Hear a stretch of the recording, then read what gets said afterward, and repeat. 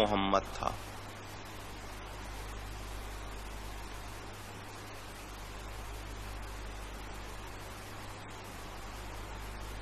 انگریز کا زمانہ تھا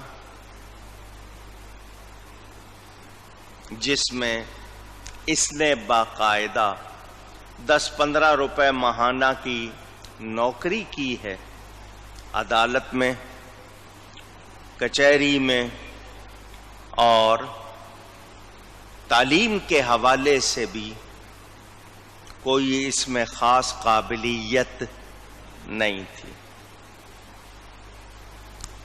آئیے اب آپ کو باتیں سناتا ہوں. آپ کو اس کا تعارف بھی کرا دیا، بنیادی مسئلہ بھی بتا دیا. اب تھوڑا تاریخ سنا دوں تاکہ آپ کے ذہن میں آ جائے کہ یہ فتنہ شروع کیوں کیا گیا.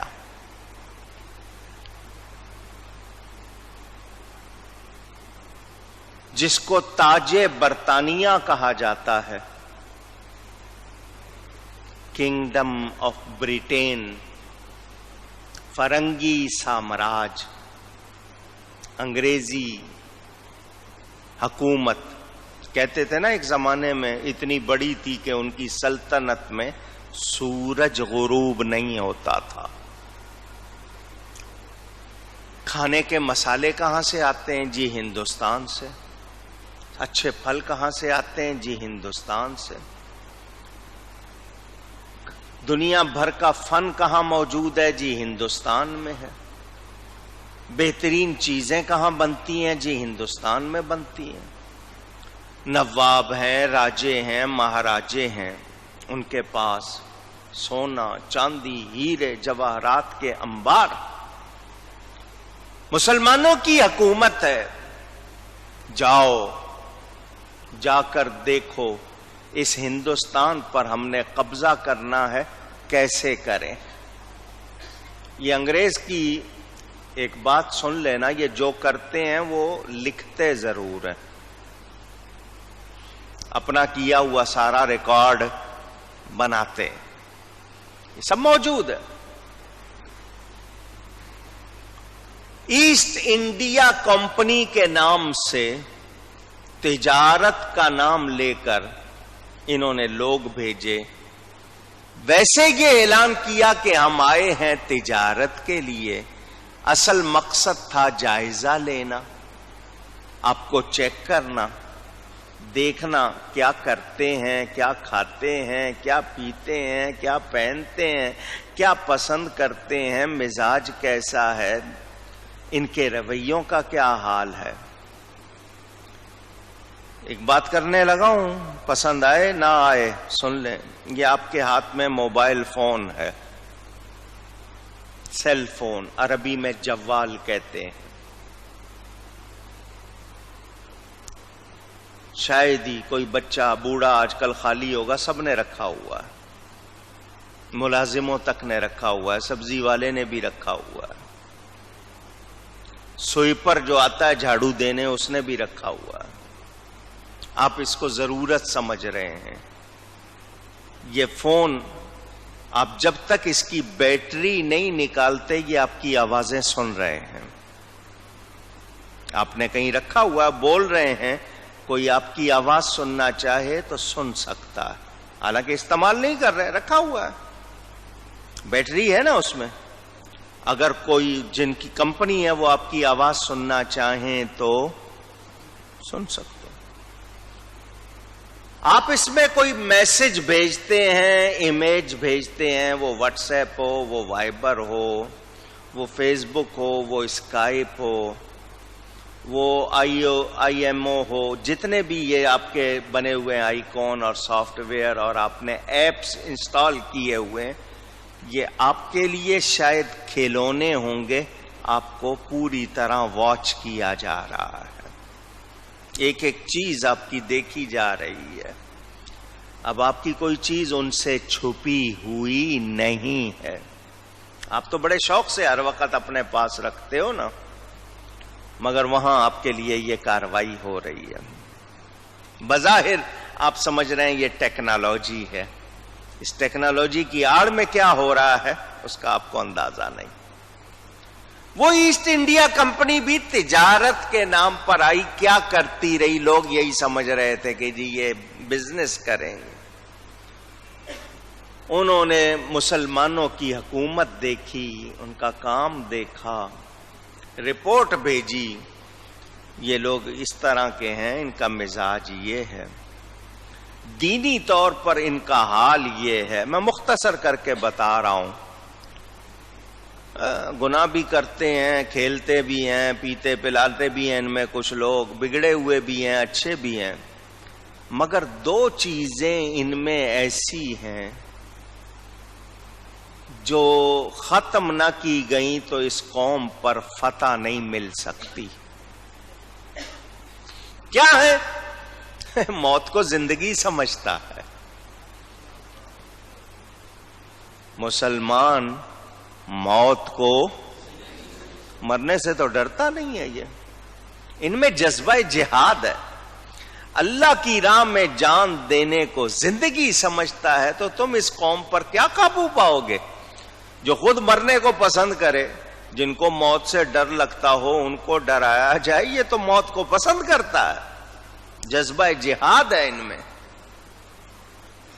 اللہ کی راہ میں جان دینے کو بہت بڑی سعادت سمجھتا ہے۔ دوسری بات، اپنے نبی سے بہت پیار کرتے ہیں، ان کا نام چومتے ہیں، تن من دھن ان پر قربان کرتے ہیں۔ یہ دو چیزیں ہیں ان میں، ایک جذبہ جہاد اور ایک عشق رسول صلی اللہ علیہ وسلم۔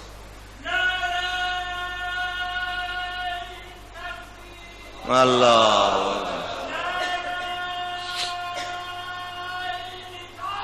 یا رسول،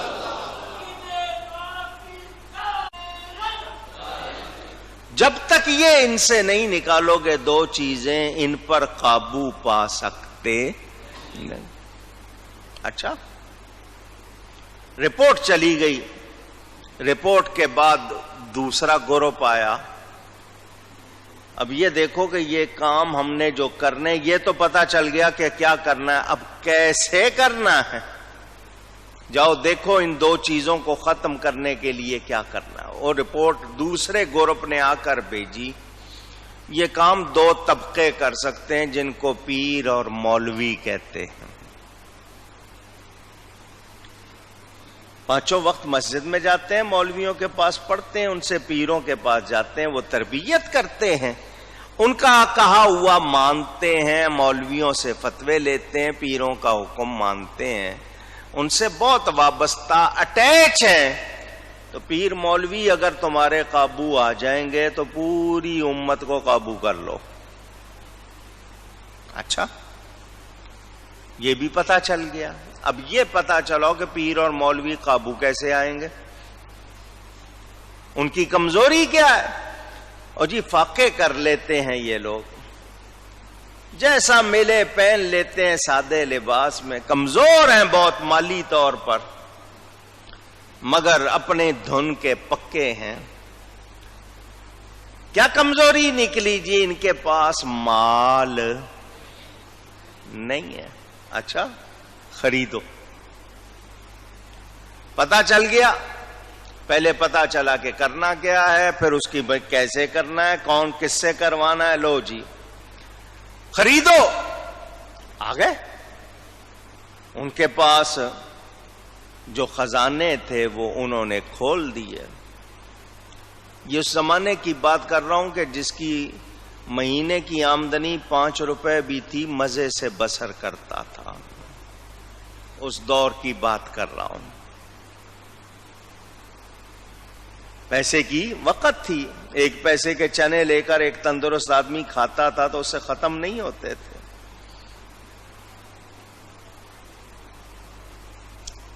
سروے ہو گیا، سب کچھ ہو گیا، پیروں سے ملاقات شروع ہو گئی، یہ فلاں پیر صاحب ہیں، یہ فلاں مولانا صاحب ہیں۔ گئے، میں ہر سال آپ کو یہ باتیں سناتا ہوں، ممبر پر بیٹھا ہوں، ایک سنی نہیں بکا، کیونکہ سنی تو بارگاہ مصطفیٰ میں بک چکے ہیں۔ جب تک بکے نہ تھے کوئی پوچھتا نہ تھا، تم نے خرید کر ہمیں انمول کر دیا۔ تو حضور کی بارگاہ میں بک چکے تھے۔ دنیا کے مال کے بدلے کیسے بکتے؟ مگر کچھ لوگ بکے، کچھ لوگ بکے۔ انگریز نے پیسہ دیا، انہوں نے لیا اور لے کر، یہ کہاوت مشہور ہے، جس کا کھانا اسی کا گانا۔ چنانچہ ان علماء نے خود یہ بتایا کہ جہاد کا حکم قرآن میں ہے۔ کہاں ہے؟ قرآن۔ اور اللہ کا حکم ہے، وحی کے ذریعے آیا ہے، وحی کے ذریعے ہی منسوخ ہو سکتا ہے۔ اگر اس کو بدلنا ہے تو وحی کی ضرورت ہے، وحی کے بغیر بدلا جا سکتا نہیں۔ لہذا نبوت کا کوئی دعوے دار کھڑا کرو، اس پر وحی آئے، وہ لوگوں کو بتائے، اس کے بغیر گزارا ہو سکتا نہیں۔ دوسری بات آپ سنتے رہتے ہیں کہ عشق رسول کے حوالے سے بات کرو گے تو پھر سن لو کہ نبی کی تعریف ہوتی ہے، نبی کی تعریف ختم کرواؤ۔ یہ کہو کہ جی ان میں کوئی خاص خوبیاں نہیں تھی، وہ بھی ہماری طرح کے تھے، تو جب ان کی خوبیاں بیان کرنا ختم کرو گے، لوگوں کی ان سے محبت ختم ہو جائے گی۔ جب محبت ختم ہو جائے گی تو عمل میں ڈھیلے ہو جائیں گے، جب عمل میں ڈھیلے ہوں گے تو پھر جو مرضی کرنا۔ تو ایک طبقہ یہ شروع ہو گیا کہ نبی میں کوئی خاص بات نہیں ہوتی ہے، نبی بھی ہماری طرح ہیں۔ کسی نے اور زیادہ لکھنا شروع کیا، کیونکہ پیسے لگ گئے تھے نا، بک گئے تھے، کہ نبی کی تعریف تھوڑی سی کرو، انسانوں کی سی کرو، وہ بھی تھوڑی کرو۔ وہ دوسرا طبقہ ادھر لگ گیا۔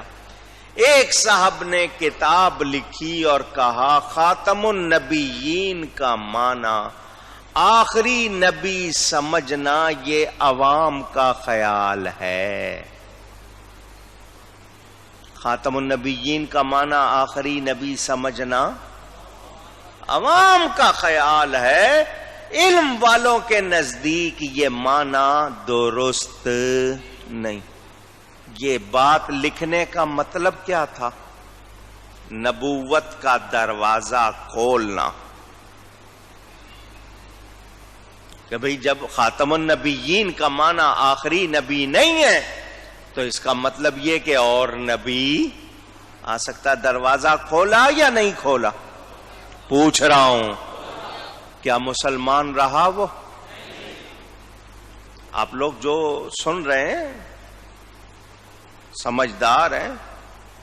خاتم النبیین کا معنی آخری نبی، اور وہ کہنا چاہتا ہے اس کا معنی آخری نبی نہیں، افضل نبی ہے۔ خاتم النبیین کا معنی وہ کہہ رہا ہے افضل نبی ہے، تو افضل نبی کا کیا مطلب کہ وہ افضل ہو جائیں گے؟ ان سے مفضول یعنی کم درجے والا نبی آ سکتا ہے۔ تو دروازہ کھولا۔ اسی کتاب میں اس نے لکھا کہ حضور کے سامنے یا حضور صلی اللہ علیہ وسلم کے بعد کوئی نبی آئے تو ان کی خاتمیت میں کوئی فرق نہیں آتا، معاذ اللہ۔ یعنی حضور کے بعد کوئی نبی آ جائے تو حضور کے خاتم النبیین ہونے میں فرق نہیں آئے گا۔ کیسی بات ہے؟ یہ تو یہی کہا جائے کہ کسی کی گردن پر چھری چلا دی جائے اور کہا جائے کہ اس کی زندگی میں فرق نہیں آئے گا، ایسی بات ہو گئی نا۔ یا یہ کہ جی 3 طلاق دینے کے بعد نکاح میں کوئی فرق نہیں آئے گا، کسی کو چوک میں ننگا کر کے 100 جوتی مارو اور کہو اس کی عزت میں کوئی فرق، ایسی بات ہوئی نا۔ اس کتاب کا نام ہے تحذیر الناس، اردو میں ہے. لکھنے والے جناب محمد قاسم نانوتوی. نام بھی بتا رہا ہوں, کتاب بھی بتا رہا ہوں, کسی پر الزام نہیں ہے. جن کو دارالعلوم دیوبند کا بانی کہا جاتا ہے. سن رہے ہو؟ بانی نہیں تھے وہ, کہا جاتا ہے. انہوں نے یہ کتاب لکھی. کیوں؟ بتا چکا ہوں. جس کا کھانا انہوں نے دروازہ کھولا, ادھر انگریز پیسے لگائے گا تو ایسے ہی لگائے گا. ان کے وفد آتے تھے. 1869 میں ایک وفد آیا, 1870 میں رپورٹ پیش کی. ڈپٹی کمشنر سیالکوٹ پارکنسن, اس کو یہ ڈیوٹی ملی کہ یہ کتاب چھپ گئی ہے, دروازہ تو کھلوا دیا ہے ہم نے. یہ مسلمان کہلانے والوں کا ایک بڑا مدرسہ اس کے سب سے بڑے مفتی سے لکھوا دیا ہے. لہذا مسلمانوں میں بحث تو شروع ہو گئی ہے نا, یہ بحث شروع ہو گئی ہے. اب تم بندہ چنو کہ اس کام کے لیے بندہ کون مقرر کرنا ہے جو نبوت کا دعویٰ کرے گا. سن رہے ہیں؟ تاریخی حوالے موجود ہیں. 4 افراد کے انٹرویو ہوئے. 4 افراد نے خود کو پیش کیا انگریز کے سامنے کہ ہم نبوت کا دعویٰ کرنے کے لیے تیار ہیں. ان 4 افراد میں سے یہ مرزا غلام احمد اس انٹرویو میں کامیاب ہوا. کس نے پاس کیا؟ کہیے نا. اللہ کا نبی تو نہیں ہے نا. انگریز نے یہ پودا خود لگایا, خود کاشت کیا. مقصد کیا ہے؟ وحی کا سلسلہ شروع کیا جائے, کیونکہ جہاد کا حکم قرآن میں ہے. بغیر وحی کے ختم نہیں ہو سکتا, تو دوبارہ وحی کا سلسلہ بتانا پڑے گا, لوگوں سے کہنا پڑے گا وحی کا سلسلہ جاری ہے. چنانچہ اس مرزا نے اپنا کام شروع کیا. 1891 میں اس نے مسیح موعود ہونے کا دعویٰ کیا. آپ کے لیے مسیح موعود کا لفظ شاید سمجھ میں نہ آیا ہو. مسیح کس کا لقب ہے؟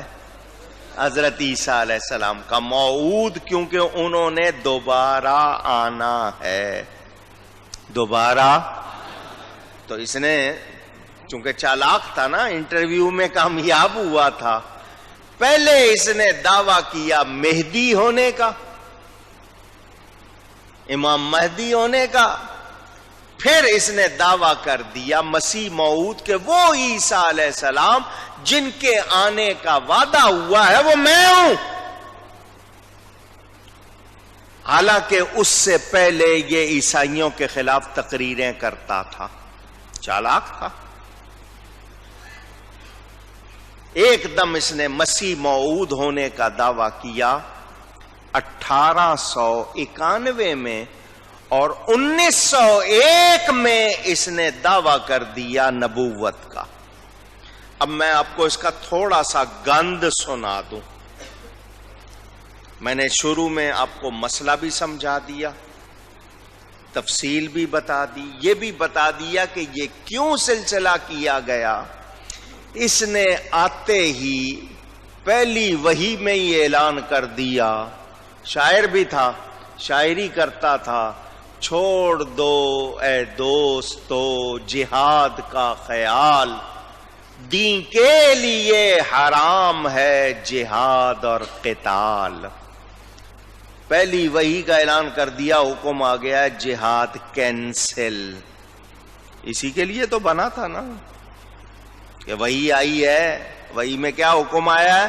اب جہاد نہیں ہے. یہ تھا سارا پروگرام. آپ لوگ شاید اس بات پر حیرت کریں، لیکن میں آپ کو یہ باتیں سنا رہا ہوں. بہت سارے علمی مسائل کے میں بتا دوں کہ نبوت کی گنجائش نہیں، دلیلیں دوں، لیکن میں آپ کو بنیادی مسئلہ بتا دیا. مسلمان کو نبی کے فرمان میں شک ہو سکتا ہے؟ ختم. آئیے میں اب آپ کو اس کے بارے میں بتا دوں. یہ کیا کہتا ہے؟ جو اس کو نہ مانے مرزا کو، اس کے لیے بھی سن لیجئے، پھر اس کی باتیں سن لیجئے. وہ یہ کہتا ہے جو کنجریوں اور رنڈیوں کی اولاد ہیں. کنجری کا لفظ بھی سن لیا آپ نے، رنڈی کا لفظ بھی آپ نے سن لیا.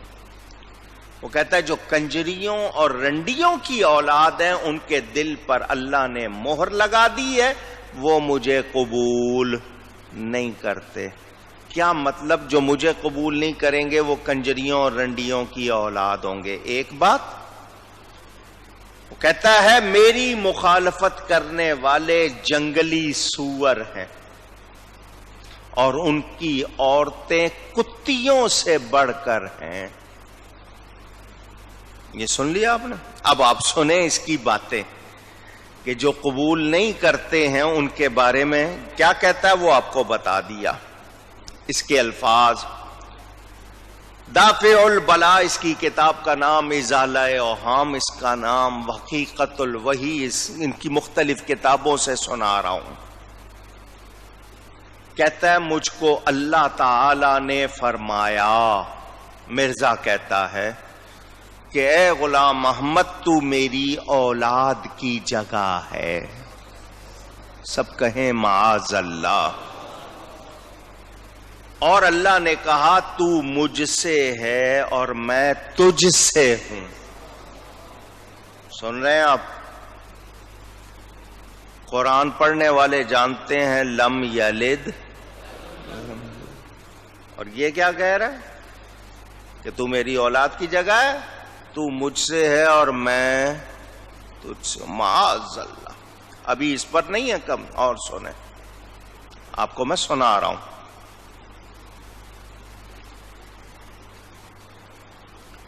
کہتا ہے اللہ مجھ سے بار بار کہتا تھا اسمع ولدی، او میرے بیٹے سن. یہ الفاظ لکھے ہوئے ہیں. البشرا، چھوٹے چھوٹے رسالے، پوسٹر، کتابیں، اب تمام جمع کر کے ان کا نام رکھ دیا ان لوگوں نے روحانی خزائن. میرے پاس پورا سیٹ موجود ہے، سنا رہا ہوں.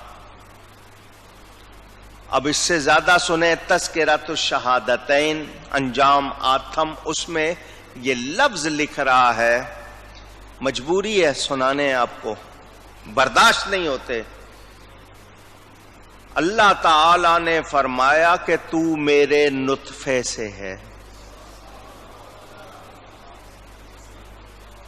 انت من مائنا، یہ الفاظ لکھے ہوئے. کیا اس کے بعد اس شخص کے بارے میں کسی کو شبہ ہو سکتا ہے کہ یہ کتنا بے ایمان تھا؟ اور سنیں آئینہ کمالات اسلام کتاب کا نام، کتاب البریہ اس کی کتاب کا نام. وہ کہتا ہے رأیتنی فی المنام عین اللہ. یہ الفاظ سنیں اس کے، میں نے خواب میں دیکھا کہ میں خدا ہوں، میں اللہ ہوں، تو میں نے یقین کر لیا کہ میں وہی ہوں. یہ اس کے الفاظ ہیں. اور سن لیں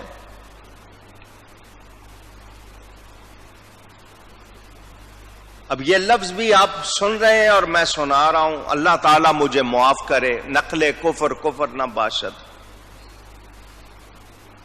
اس کا ایک مرید جس کا نام قاضی یار محمد تھا، اس نے یہ روایت لکھی ہے کہ مرزا نے کہا کہ مجھ پر ایک حالت طاری ہوئی اور مجھے لگا کہ میں عورت ہوں،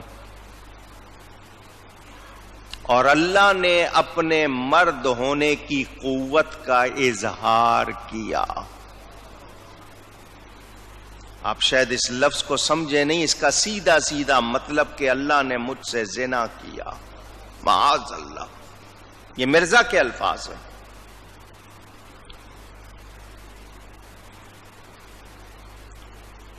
مرزا قادیانی کی کتاب 40 بابو الہی بخش، اس کا چیلا، اس کی نسبت یہ الہام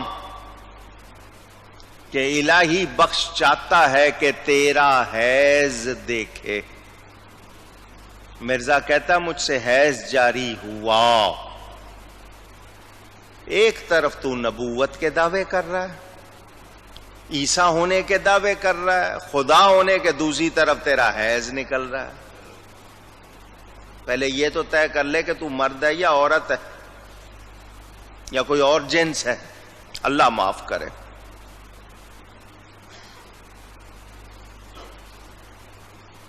وہ کہتا ہے وہ حیض پھر بچہ بنا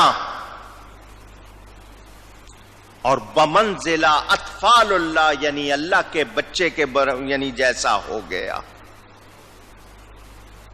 کہتا ہے پھر مجھے مریم بنایا گیا، 10 مہینے مجھے حمل رہا، پھر مجھ میں سے میں ہی پیدا ہو گیا، میں ولد میں۔ یہ لکھا ہوا ہے، کشتی نوح اس کی کتاب کا نام۔ براہین احمدیہ کے تیسرے حصے میں لکھا میرا نام مریم۔ پھر کہتا ہے میں آدم بھی ہوں، میں نوح بھی ہوں، میں ابراہیم بھی ہوں، میں موسیٰ بھی ہوں، میں عیسیٰ بھی ہوں۔ کسی نبی کی توہین نہیں چھوڑی، جس نے خدا ہونے کا دعویٰ کر دیا، اللہ کا نطفہ تک بتا دیا، معاذ اللہ، تو وہ کیا چیز ہے؟ یہ صرف اس لیے آپ کو سنا رہا ہوں، آپ یہ نہ سمجھیں کہ ہم کوئی اپنی طرف سے باتیں کر رہے ہیں۔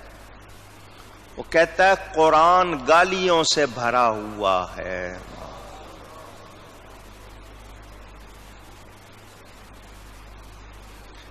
ازالہ اوہام میں، اب اس کے تضادات بتاؤں، خود لکھا، خود ہی اس کی ازالہ اوہام کتاب میں لکھا کہ اللہ وعدہ کر چکا ہے کہ حضور صلی اللہ علیہ وسلم کے بعد کوئی نبی نہیں بھیجے گا۔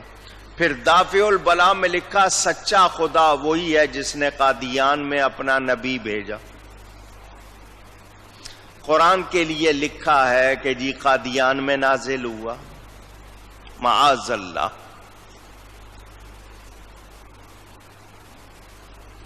حضور صلی اللہ علیہ وسلم کی کس کس طرح اس نے توہین کی ہے، میں تفصیل کیا سناؤں۔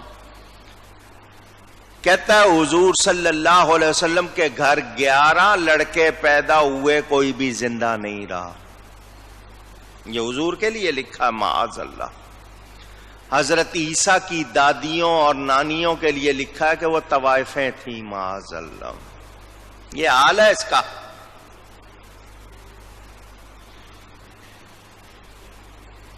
اس لیے کہا میری کوئی ایک بات بھی پیش گوئی یعنی فورکاسٹ جو میں پہلے سے بتا دیتا ہوں جھوٹی نکلے تو میں کاذب ہوں گا، اور جتنی باتیں کی ساری جھوٹی نکلی۔